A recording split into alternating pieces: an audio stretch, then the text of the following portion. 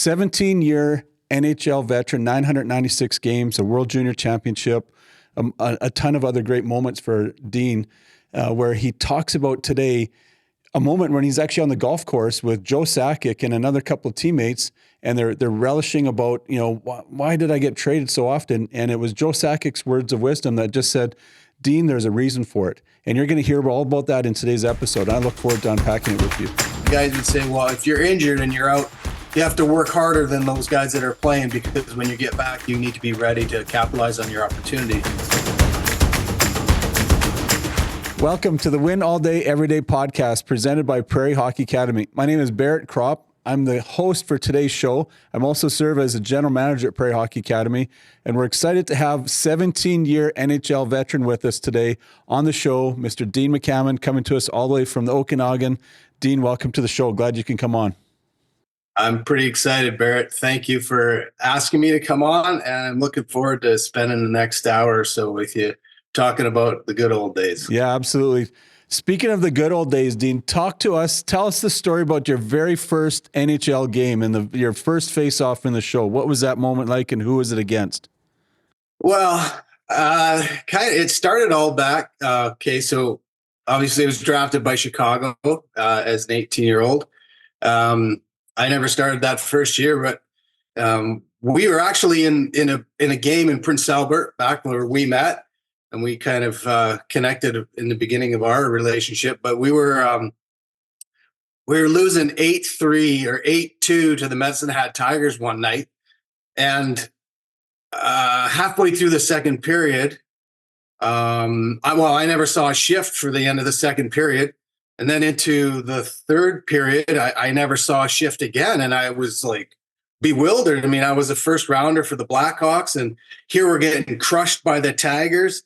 And I don't see a shift from middle of the second period to the end of the game. So I'm not happy. And so at the end of I ripped my gear off. I don't even think I had all my gear off. As soon as I got my skates off, I went straight. The GM's office was just outside the coach's office.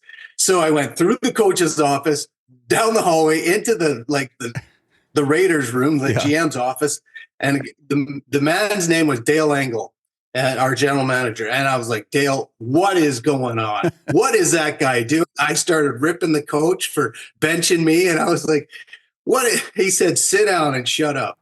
And so he says to me, well, the Blackhawks called halfway through the second period, said, they want you to play tomorrow night in Chicago Stadium against the New Jersey Devils.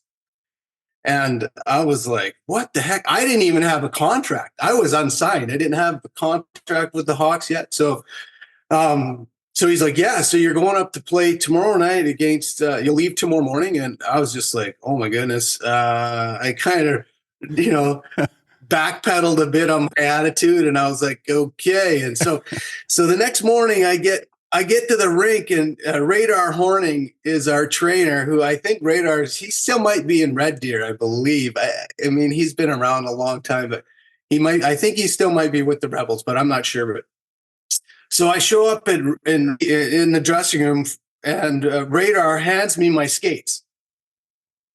Like, no hockey bag full of stuff. Yeah. He hands me my skates. So I basically went to Chicago with a duffel bag for my clothes, like a suitcase, and my hockey skates. That's it. And so I'm like, he said, well, we're all red. We're all green and gold, and Chicago's red and black. Yeah. So he's like, your gloves ain't going to work. Your helmet, everything. He says, here's your skates. They'll have the rest for you. Like, I didn't even take my sticks. Yeah. Wow. Back in those days. Yeah. Yeah. So, making it a long story short, I had to pick out a stick for my first game.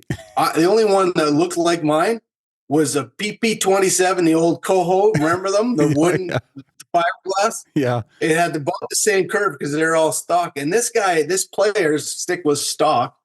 And I was like, well, it's close. So I cut it off.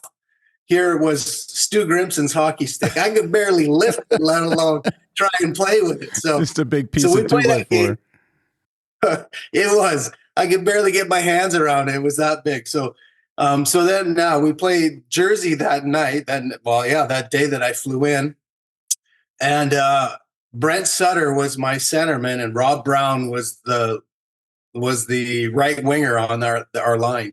And of course, as far as taking face-offs, I was playing the wing, so I don't remember much about any of the games except for I got an assist in my first game, but it was actually, I think it was my goal, because Chris Terreri was down and out. He was kind of on his sitting down, and his torso was across the goal line, and I shot it, and it went off his chest, and it went back door, and Rob Brown smacks it in the net, and then he, of course, spins his stick, throws it in the holster, and he's celebrating. I was like, I think that was my goal. I think it was probably in but the replays back then, I was like, nah, it was, yeah. So that was my first experience. But I mean, at 18, no contract, one night's notice. It was pretty overwhelming, and I don't remember much. I played 5 games in that little stint.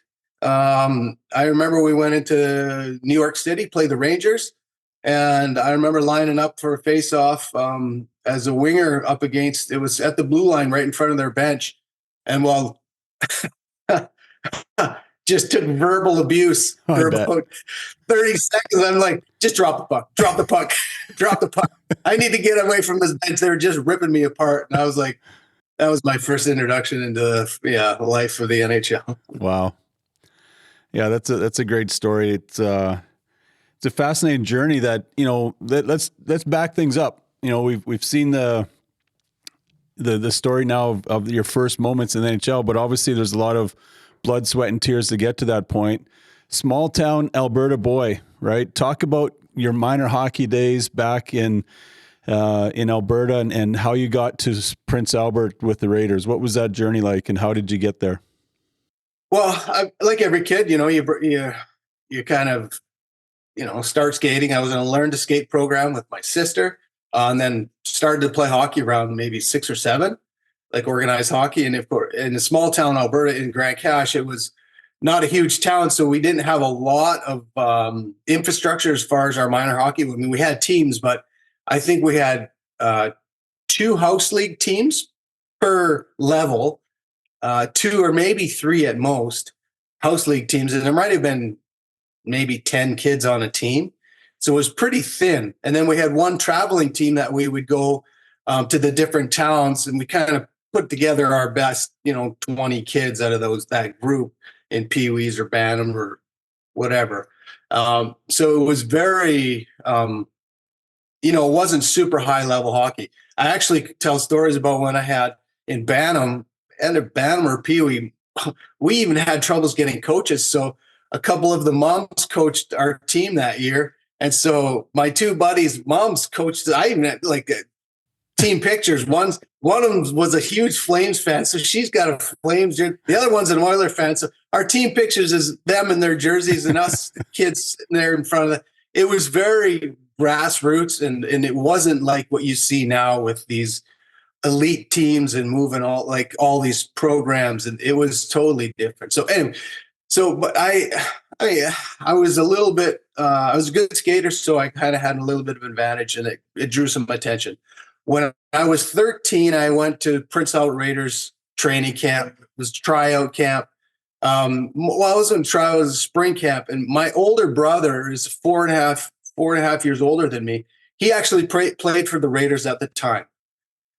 So when I arrived in Sherwood Park for their spring camp, the Raiders I was already on their notice. I was already on their radar.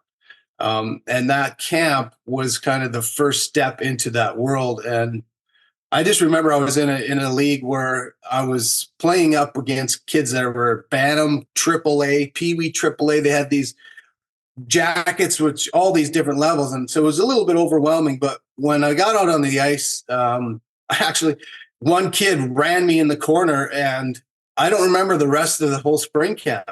I just remember this kid and I were going at it for like every session. I was trying to kill him. He was trying to kill me. And at the end of all the sessions at our meetings, dismissal meetings, I remember the one scout walked down to the end of the arena and got me just out of the stands. And he walked me back. He said, Coach Rick Wilson, who I think coached a long time in the NHL.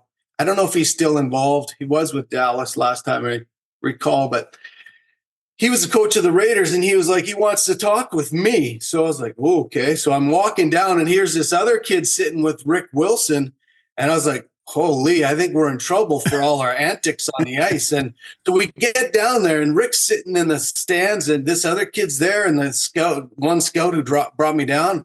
I'm a little nervous. And Rick Wilson looks at me, and he says, well, guys, and he looks at the other boy, and he says, well, guys, I just want to let you know that we listed the two of you guys today to play for us when you turn 16. And so I think that was kind of like, my brother was a pretty good hockey player, so they knew kind of the pedigree. Yeah. And I think they saw that my willingness to go head to head with somebody, and I could skate, so that I had a little bit of everything. And so that was when they listed me at 13, and then. Of course, at 16, I went to training camp and ended up landing a spot as a 16-year-old with the Raiders. So that was kind of the start of everything. Yeah. And that's, like you said, that's where our lives intersected with up there in Prince Albert. And from Prince Albert, after you had some, you had a good couple of years there, had a chance to get drafted, like you said, by Chicago in the first round, 22nd overall. Then your last year of junior, you get traded to Swift Current, and you had a pretty special run there in Swift Current. You want to just talk about that briefly? Well, it was really, it was special in the fact that before I landed in Swift Current, I was starting to read articles. The Raiders had a great team the year prior. We had 6 guys actually on the All-Star team that year, and it wasn't. It was like a Western League All-Star team. It wasn't a division of the Western League. It was the entire Western. We had 6 guys off of our team. So we should have went to the Memorial Cup that prior year. And now the following year, all those guys were gone except for me. I was the last one left. And so our team, the Raiders, were in a rebuilding year.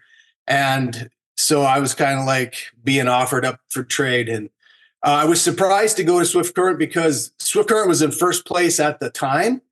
And so I didn't figure I'd end up there. But looking back, I think it was because if I would have ended up maybe in Medicine Hat or Brandon, who also had 2 really, really good clubs, that might have helped tip the scales for those teams to maybe beat Swift Current in their playoff push. So, but anyway, I ended up in Swift Current, and yeah, we had a great run. We had a great playoff with Portland. Beat them in a Game 7 match back in Swift. That was pretty exciting. And then going to the Memorial Cup, I think we should have done better. We ended up beating Sault Ste. Marie in the first game, who Sault went on to win the tournament. They had guys like Ralph Internovo, Jason Daw, I think, played for the Sault. We ended up beating them first game like 5-2.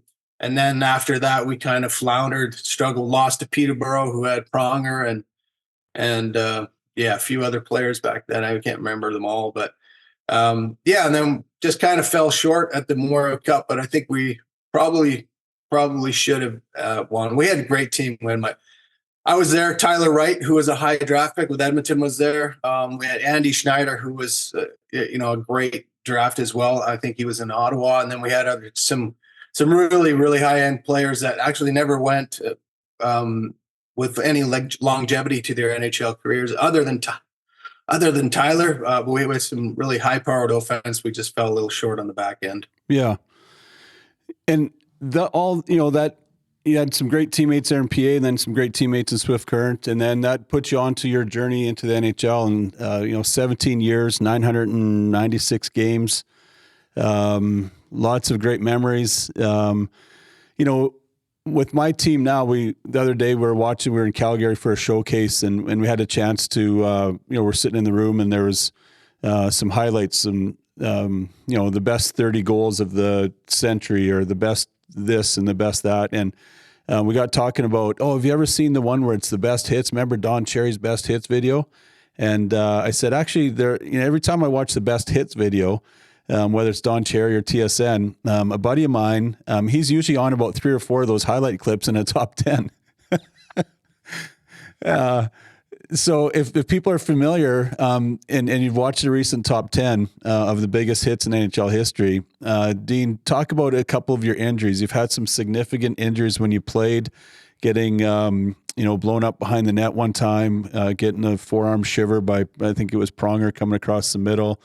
You've had to deal with some incredible injuries and battle back from those. Can you just kind of talk to us about what it was like, to get injured, but then just the mental, your mental fortitude, I guess, to kind of overcome those injuries, rehab, and get back to playing?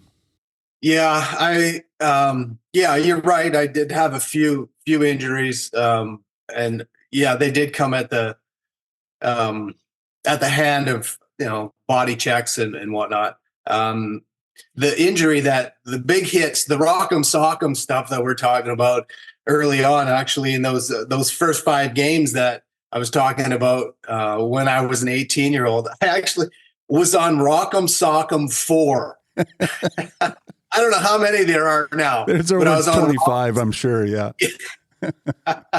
I was on Don Cherry's Rock'em Sock'em 4, and it was against the Rangers was like my third game of my start back when I didn't even have a contract as an 18-year-old.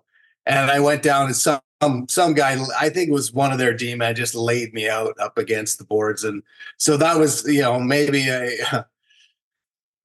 that was prophetic as to what's going to happen in the rest of my career. But I was pretty good. But there was a few big hits. Of course, the Steve Downey hit was huge.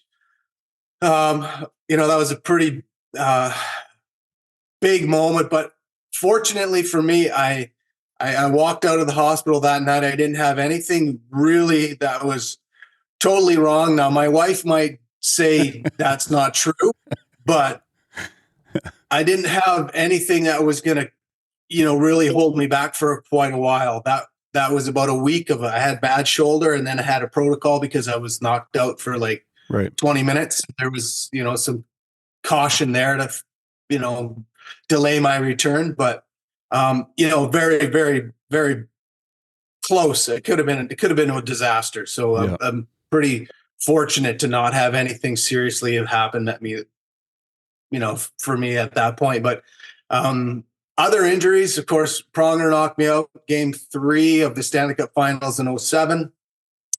And that was pretty significant. That was, I had just scored the winner.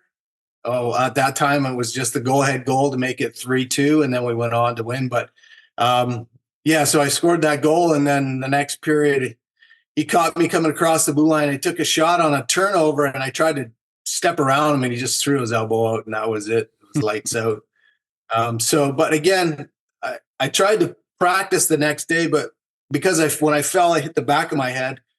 The vision was impaired. Basically, I couldn't track the puck in the real-time speed, so I was off. My timing was off and everything, so I never played another game the rest of that playoff. So the mental part of it, that was hard because, we had a great team in Ottawa. This is Stanley Cup playoffs, so the mental part of that is difficult. Like, at the time, there's nothing I can do, but looking back, missing those games was huge because I was a big part of that group anchoring the fourth line and, helping that team to get to where we were at.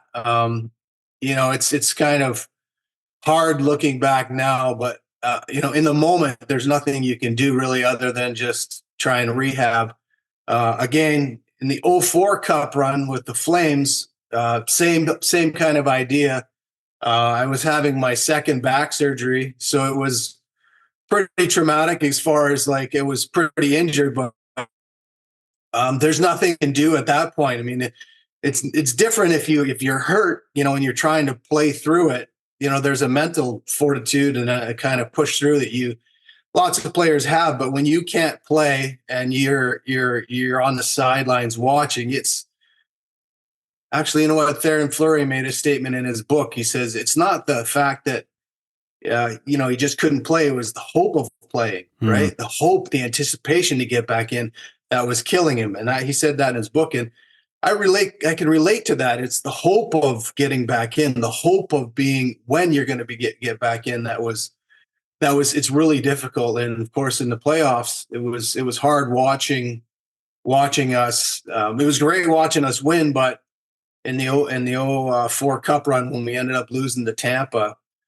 I remember sitting down with Daryl Sutter at the end of at the end of the season, and he looked at me across his desk and he was like, he says, "Dean, we were one player short." And I share that story to say, there's not much I could do. And it's just, in hindsight, it's just, it hurts looking back at what I could have helped contribute to. Those are two Stanley Cup runs that I could have maybe played a part in. And, you're sitting here wondering, what would have happened if I was been fresh, if I would have been healthy and being able to participate. So Yeah. that's the part is hard. But in the moment,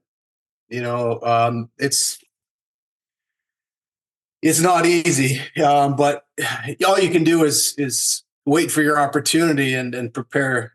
And it was always a statement that guys would say, "Well, if you're injured and you're out, you have to work harder than those guys that are playing, because when you get back, you need to be ready to capitalize on your opportunity." And that's something that you learn as a professional, that you once that gate opens, you got to be ready to hit the ground running. Yeah. Yeah. I remember that 04 run. I had the chance to be hanging out with you in Calgary the night that the team beat San Jose. And I think that, you were downstairs, just spinning on the bike in the locker room at that time, because there might have been a chance that you could have got into it and whatnot. But I remember just, journeying with you during that time frame, and was really impressed with how you were handling the injury, even though, like you said, that a hope of getting in there. Then the one thing that really struck me about you during that journey was that your purpose in life, or your identity, we'll call it, it wasn't just wrapped up in being a Stanley Cup champion or a potential Stanley Cup champion. It wasn't wrapped up in being an NHL star.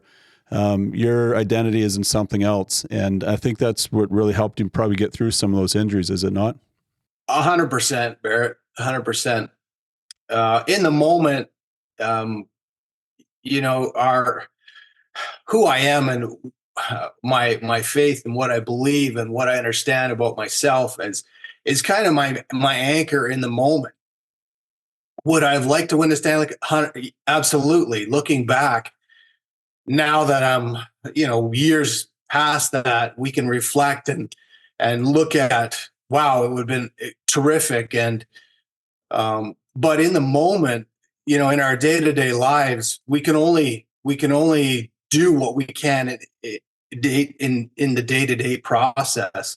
And so in those moments, I understood who I was, who's in control, and it is what it is. All I can do is my best and try and get back in the lineup, try and rehab, and understand that I don't have to be overly concerned with what's happening at the time, because as having faith, you got to, understand and believe that, all things work to the good of those who love him.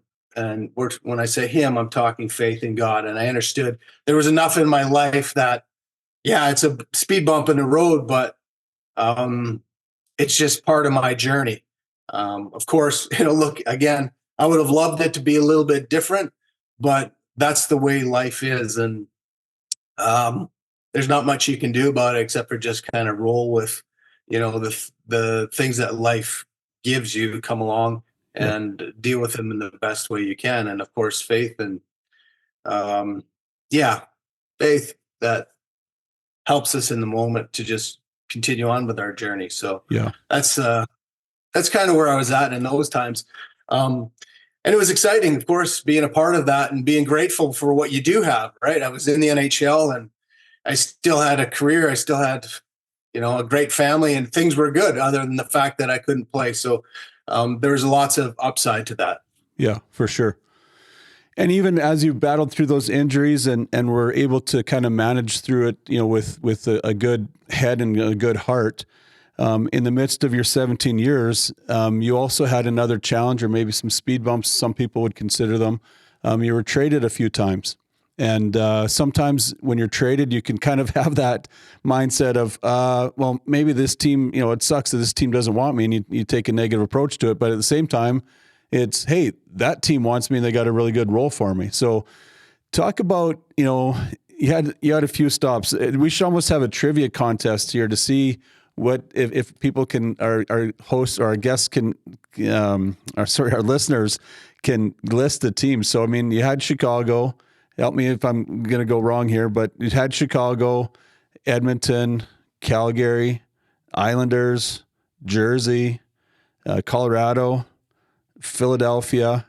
The Colorado was back to Calgary, and I think that one got nixed, so you had to sit out the rest of the year. During the lockout, you had a bit of a stint in Albany, and I'm trying to think if I missed in St. Louis. In Ottawa. So I think I covered them all. Did I get them all? I think you got them all. All right. Yeah. So I win the prize. I'm going to buy myself a coffee for being able to list those all. But honestly, during the midst of that, Dean, like there had to have been some times where you were getting that call from your agent or the new team and just wondering, what the heck? Why can't I just be in one spot? Just talk to us about your journey through those 17 years and being traded. Yeah, it's excuse me, it's a bit of a challenge. Yeah, there's a lot of questions, right? Like, could I have done something better? But again, or who wants me, who's interested in me. There's times that you can struggle, or I struggle with that because you always feel like you may be underachieved. I, when I arrived in Calgary, there was the first difference maker was maybe a point in my career that actually the trade was quite beneficial. I mean, the first one going to Edmonton was great. It was kind of a godsend because as a young guy starting out, I was close to actually my parents, my home, a lot of people around me. I met my wife in Edmonton, so it was great. 6 years in Edmonton to get my start was a real blessing. But then from the trades after that were a struggle, especially when Chicago to Philly. At times where was on a good line, had a good run, but then you get moved and then you get moved again. But when I landed in Calgary, I was to the point where it was beneficial to me because I was tired of getting moved already. And it made me work and become hungrier to stay. Mm-hmm. And I learned how to be a better professional. I learned how to be a better athlete, a better competitor. So it pushed me to the point where I had to get better. And so that's a good thing, but you always question, who's in your corner. But when I arrived in Calgary, general manager was Craig Button at the time. And I remember the phone call when I got traded. It was at the draft from the Flyers to the Flames. And Craig Button phoned me and he said, Dean, he says, we are so excited to have you. I've been watching you for years, and I think you'd be a great addition to our team. And just his comments to me at that point was part of, for me, it was beneficial in my thought process of knowing that this is an organization that's excited for me to show up. So that was huge to get the vote of confidence from Craig Button. And I went into Calgary that year, and I was in phenomenal shape. I had a career year, played a lot of time on left wing with Craig Conroy, and Jerome McGinley was the right winger. So that was massive. So that was kind of a turning point in one of those trades. That helped me. Again, then going to Colorado and then back to Calgary, that, over the 3-year period it was a struggle because of all the uncertainty about where I'm at. But I've had some good years, and I would always fall back on the fact that, I'm a good hockey player and there's a reason I'm here, and focus on my strengths and work through my weaknesses. And it made me a better player. And it made me a stronger person.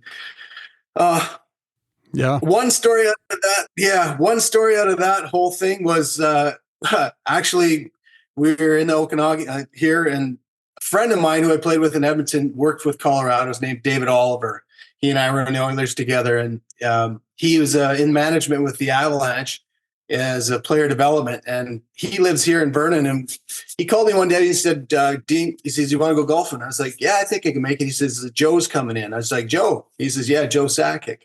So I was like, "Yeah, let's go golfing." So of course I played with Joe for half a year in Colorado. We're out on the second hole. I pull a ball into the trees, snap hook one into the trees, and hits a tree, bounces off the tree, and goes right down the middle of the fairway. Ollie looks at me and he kind of like gives me one of those, "Oh yeah, really?" Because you're in tight with, and he makes a reference to, you're in tight with God. That's how that works. And I looked at him. I said, "Ollie," I said, "if that's how God worked, I don't think I would. I don't think I would have wanted to go on 9 different teams over the last 12 years." and and so that was my answer to Ollie. And I'll never forget it. Joe pipes up from the background off the tee box. He said, "Well, Dean," he said, "the good Lord had you go in all those 9 places because he had a reason for it." Oh, And it was, I'll never forget that those words coming from Joe was an impact. And part of it is that when I went to Colorado, I tried to start a chapel program there. Tim Burke, who was with the Hockey Ministries yeah. at the time, who was he ended up, I don't know, advancing with Hockey Ministries, but he was the chaplain there. And I met with him and I was like, "Yeah, let's start one." I just threw a paper in the stalls of every guy, just a note where this is a chapel, we're going to have it, we're going to start it. This is where it's going to be and who is going to run it. And Joe came out. It was myself, Jeff Shansa, and Joe came out to that chapel. And it was, a moment, I was only there for a little bit, but it's part of the trade, my legacy of why maybe I was traded all those different places. I'm still, I'm still looking, going, why? But, who knows? Who knows how it all plays out? But there's small glimpses of why maybe I ended up in all those places. Yeah, and I think that's a great reminder for us, whether we're overcoming injuries or trades or just, whether you're not even in sport, you just got a hiccup in life. It's like, okay, well, sometimes we look at it from a bad perspective, but you're right. I think if we were to take a step back and understand that, it's God's created us all with a unique purpose and giftings, and maybe He's just got some other designs for us. We actually just had Todd Reynolds on a previous episode, and he talked about this, that sometimes when guys get traded, they look at it as a negative thing, but it should be a thing where they get the chance to go in there and be a leader and make an impact and a difference. And obviously, on all those teams that you were on, I truly believe you made a difference. You were a difference in the locker room as a leader to bring some other young guys along, just as you as an 18-year-old were brought along by some great guys. I think that that's one of your legacies, right? I think that's a real powerful thing that you've journeyed through, and that that you got that opportunity. For sure. Yeah, go ahead. Well, and really, I was able to play on 9 different organizations.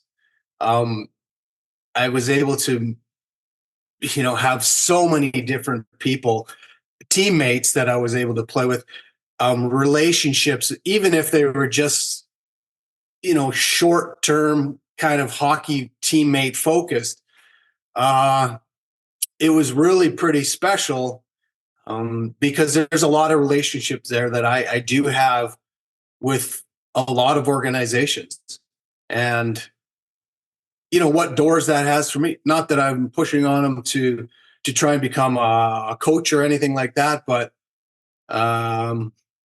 there's, again, just a lot of contacts that I have around the league still. And yeah, again, it's all kind of relationship based.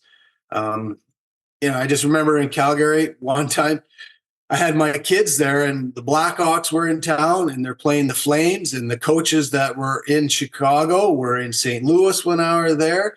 And the trainers from Ottawa were in Calgary, and the Calgary trade, it's people that have crossed all kinds of different teams. And my kids were looking at me like, when I was standing there, and they're like, well, my one daughter was born in Chicago, and my daughter Morgan, and so she had my Hawks jersey, and my son was born in Calgary, so he had the Flames jersey, And we're standing down there. And she's like, well, Dad, I wouldn't mind getting autographs for, Taves and Kane were on the Hawks. They were huge. The Hawks were huge at the time. I was like, sure, let's just go down the hall. And we were on the tunnel out to the ice, and my kids were like, you can't do this. And I was like, no, we can. And, I stopped Patrick Kane. He signs my kid's autograph. I'm like, hey, Jonathan, can you sign this autograph? Hey, he's like, yeah, Dean, sure. Here you go. And all the media people too are like, hey, Dean, how you doing? I'm like, hi. My kids were like looking at me like, Dad, who are you and what is going on? I said, well, this was my life for 18 years. Yeah. And they're like, how do you know these people? And I said, because I've been all over the place. And these guys were in St. Louis, Ottawa, Calgary, Philadelphia, and that in St. Louis, like all over. And so that's a pretty special thing for me, looking back at how many people I got to rub shoulders with. And who knows where it ends up? I don't know, but it's pretty special. It's a big part of my life, and Yeah, for sure. Great journey. I'll stop on that run-on story. No, it's great. It's actually a good segue into your son, who was in that hallway with you, going through his minor hockey days. He ends up getting drafted into the Western Hockey League. But it didn't work out for him. And sometimes, we hope that our kids have their own journey, their own identity and whatnot. Just talk about that process, maybe that 1 or 2 years where your son had the chance to play in the Western League and chose elsewhere. And now he's got his pilot wings and he's ripping all over the skies across Western Canada. Yeah, for sure. Yeah, he's doing great. I think he made the right choices. It was a tough go for him. Early on, he always said he wants to be a player. He wants to. What do you want to do, boy, son? Well, Dad, I want to play in the NHL. So of course he's young. He's impressionable. I think because I did that, he was thinking, well, he would do that too. And he ended up getting hurt when he was in early stage of his development. So his second year Pee-wee, he ended up wrecking his knee in a lacrosse pickup, at the end of the 1 year. So he had his ACL repaired. His second year Bantam was so he played Pee-wee, then Bantam. And the interesting part is he gets drafted to the Tri-City Americans because in his second year Bantam, he showed all kinds of potential. And the man who drafted him actually scouted my brother for the Raiders, and he scouted me for the Raiders, Bob Torrey. And he was the GM in Tri-Cities. And he knew the pedigree. And so he was like, he's going to pick up Braden. And so Braden went to training camp that fall as a 15-year-old who had his last two development years were Pee-wee A and Bantam AA, and that was it. Now he's in a tryouts with 9 guys that are going to NHL camps in a Western League, like training camp. And so it was my mistake. It was really overwhelming for him. And I think that was a bad experience that really pushed him away from the game a bit. And he just, he's a great soul, and he loves his friends, and he loves just being more so around friends and people and team than necessarily the passion to be a hockey player.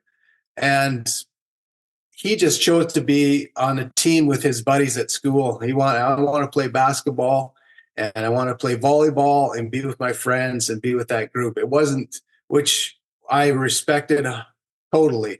So there was no issue with that. He's his own person. And so, he just chose to just do that, and which was great. And he's a pilot now. He did come out of retirement, though, when I was coaching junior B hockey, and it's a week before my tryouts. He was like, Dad, I'm going to come play for you. He hadn't turned a wheel in 3 years.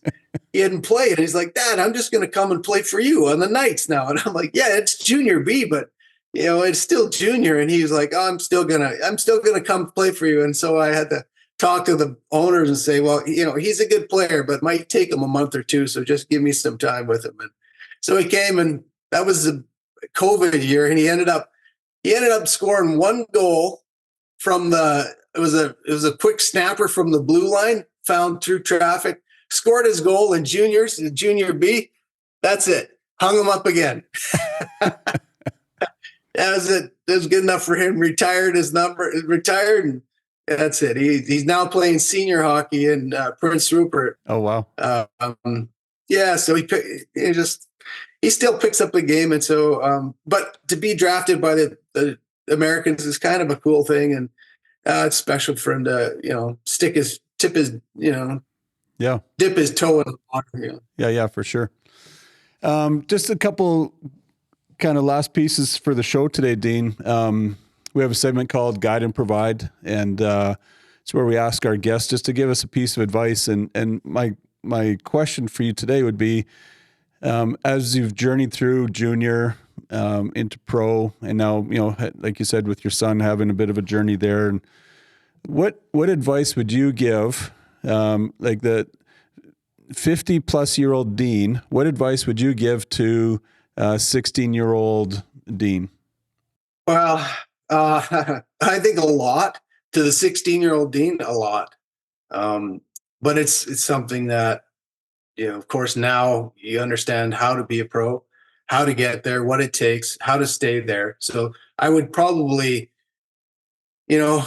go through all the cliches that are accurate, but I think one of the separators is partly how you approach the gratitude for where you're at and perspective and where you're at. And what I mean by that is, like, I've had the chance to run a couple programs and be on the ice with some young kids. And for the kids nowadays, I look and it really seems like hockey is becoming a machine. It's like they're trying to pump out these players, and all these players are so focused on the next step and the skill, which is good. But I take the ice sometimes as an instructor, and I look at these kids that are on the ice all the time and trying to work on it, which is working on your skills, great. And playing the game is great. But I was like, I've played 996 NHL games, and that's regular season plus playoffs plus 4 years of junior hockey. And now 50 years old, I look back and it's like, there's over 1,000 games handily. You can worry and you can stress and you can fret, and it's like, it goes fast. And you can either fret and worry about all those 996 games, or you can enjoy it, because when it's over, it's over. And you can either take the approach like you're grateful and attack every day like it's a gift and time for you to be a better player, be a better person, have the opportunity to be on a group and have that perspective of taking the moment. Like we spoke about when you talked about, it was you that was like seizing the divine moment, right? Erwin McManus. Yeah. Seizing that opportunity every day. And it's no different as a human to walk that every day, to be positive and take that opportunity, seize the moment. I think that's huge, because, whether you play 996 or 96 or 6, or never make it to the NHL, or never make it to past junior hockey, or never make it to junior hockey, when it's done, it's done. And if you can't just enjoy every moment in it, it's kind of too bad, right? Because it's a great game. You meet a lot of people. It's a big part of life. And so that's kind of a long-winded story to say that people go on to do a bunch of different things. Just like my son, he's doing great now. He's a pilot. He's not a hockey player. He can still play hockey and he can still enjoy the game. But it takes us all different directions. But if you can just enjoy it while it's happening, is part of the reason why we play the game. And if you can make a career out of it doing that, that's excellent too. And I'm grateful for that I could. But to be able to have that perspective is huge, because it helps you become a better person. It helps you become a better leader, helps you to bring joy and passion and life into a room. And that's a huge part of when I was there. I struggled to find my identity at times, like, and to be a light in the midst of the room. And that's huge in the big picture of life. Because, I mean, once it's done, and all you have is, your impact. And I think, yeah, that's one thing, long-winded story of to be able to every moment to choose joy and be passionate and carry that into all aspects of your, on ice and off ice performance. It's huge. Yeah, I love that advice, Dean. I think it's it's not just for sports, it's for every area of life, whatever you're doing, whatever current occupation you have, whatever stage of life you're in. If you're looking at each day that you got air in your lungs, it's to be thankful for that and enjoy the moments in front of you. We're going to wrap up today's episode with Grandpa B's story time, and you've provided us some really great stories, Dean. I'm gonna share one story with our listeners. I had the opportunity, like I'd said earlier in the podcast, of just coming alongside Dean and some of his teammates back in the day through the Hockey Ministries International Chaplaincy Program. And, regularly we're, trying to get in touch with the players and provide some chaplaincy services for them and making regular phone calls. And at the time, like, there wasn't as much information on the internet as there is today. And I wasn't really quite aware of what time of season it was. And I was just going through my list of guys to call, and Dean happened to be on the list that day. And I picked up the phone and gave him a call. And there was no answer. So I was like, oh, maybe I dialed the wrong number. I'm not sure. So I hung up and tried again. And Dean answered at that time. And he was quite upset with me because that day I called him, it was actually the NHL trade deadline day. And he thought that I was his general manager calling him to say, hey, Dean, you've been traded to, I don't know, Flin Flon or wherever you were going to be traded to. But it was just one of those moments where we still laugh about it today. Dean and I kind of get a chuckle every time I call him, and just, on purpose, sometimes I'll even call him even now on trade deadline day just to relive the moment. So sorry for scaring you and maybe taking a few years off your life that year, Dino, but you're a great sport. You've been a great host or guest today for us and provide lots of insight. Is there any closing stories that you'd like to share with our listeners today as we wrap up the cast? I just think that story is so true. Except I think it's 99% true, because I think there's 1% of it is like, I think you actually knew what day it was, and you just silently, when you're done, you chuckle to yourself like, I knew what day it was. Not a chance. I just wanted to put him over the edge. You're giving me way too much credit there. I honestly, that was just an absolute brain fart. I had no idea that it was trade deadline day. It was. I think it was just a beautiful spring day, and I wasn't really paying much attention to what was going on. But it was. It was a funny moment that we can relive to talk about. But like I said, Dean, you've done a great job of sharing some of your insight with us today. I hope our listeners have kind of got a chance to see the inside of your life and your journey through hockey, the ups and downs of trades and injuries. And I hope that the message that they take out of it is, A, to find joy in their lives, but also make sure they got their identity planted in the right spot. And you've been a guy that's modeled that throughout your career, throughout your life, even afterwards. Now that you're a retired guy, you want to keep giving back to coaching and being involved in your community. And I think that just really speaks to your character and the man that you've been created to be. So thanks for doing what you do, and thanks for coming on the show today. Well, thank you for having me. Thank you for your comments. Yeah, I appreciate it. I hope that what we've shared today is impact for not just us, but people listening. So thank you very much, Barrett. Yeah. And on that note, if you are listening out there on a podcast, so whether it's on Apple or Spotify, on YouTube, wherever it's at, and you're enjoying it, make sure you give us a like on the bottom there. Make sure you give us a thumb up, share with your friends and family. And we really appreciate you joining us today on the podcast, and we look forward to seeing you in the next episode. Thank you for listening to today's episode of the Win All Day Everyday podcast. If you enjoyed today's episode, we would ask that you leave us a 5-star review and consider subscribing to our podcast so you don't miss any future episodes. If you have any comments or questions that you would like us to answer in future episodes, please leave those below. Thank you for your support and have a great day.